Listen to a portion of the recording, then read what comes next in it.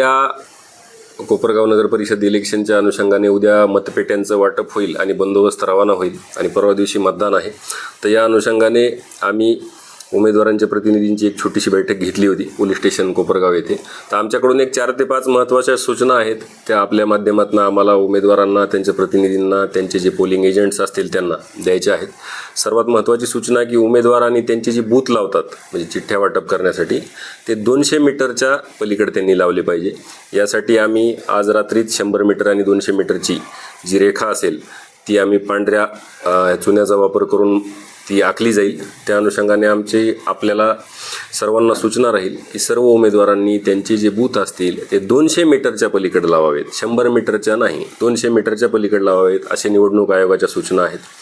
त्यानंतरची पुढची सूचना आहे की 200 मीटरच्या आतमध्ये कोणत्याही प्रकारचं ट्रॅव्हलिंग म्हणजे वाहनं त्यामध्ये बसून मतदार येत आहेत, शाळेच्या गेटसमोर उतरत आहेत हे अलाउड नाही. 200 मीटरच्या पलीकडेच त्यांनी उतरलं पाहिजे. त्यानंतर मोबाईल जो आहे तो कोणतेही जे उमेदवारांचे प्रतिनिधी असतील, उमेदवार असतील, त्यांचे पोलिंग एजंट असतील, कोणालाही मोबाईल मतदान केंद्राच्या 100 मीटरच्या रेषेच्या आतमध्ये अलाउड नाही. ही मी पुनश्च एकदा सूचना देतो. 100 मीटर रेषेच्या आतमध्ये उमेदवारांचे प्रतिनिधी, पोलिंग एजंट्स कोणालाही मोबाईल अलाउड नाही. त्यामुळे मोबाईल कोणीही आणू नये. मतदान करणाऱ्यांनासुद्धा 100 मीटर रेषेच्या आतमध्ये मोबाईल अलाउड नाही.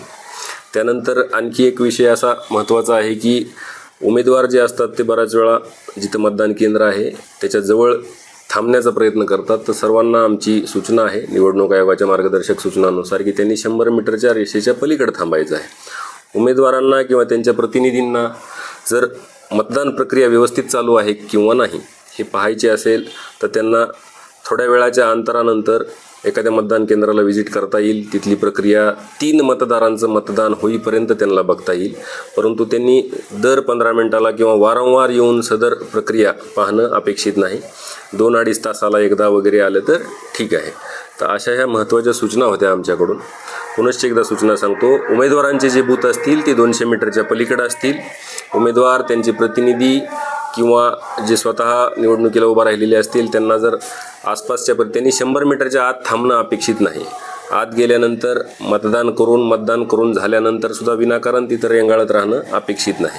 सर, महत्त्वाचं आपण बघितलं तर या निवडणूक काळामध्ये पोलिसांच्या वतीने कसा बंदोबस्त लावण्यात आला, कशी काळजी घेतली जाते सुरक्षेची? आपल्याकडून पोलिसांकडून सद्य परिस्थितीत कोपरगाव नगर परिषदसाठी आपल्याला 125 होमगार्ड आहेत.